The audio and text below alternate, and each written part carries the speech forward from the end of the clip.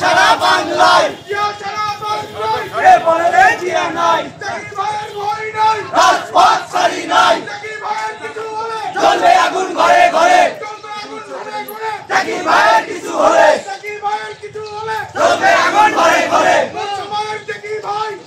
আমরা কথা বলি নাই এই সন্ত্রাসীদের রাস্তা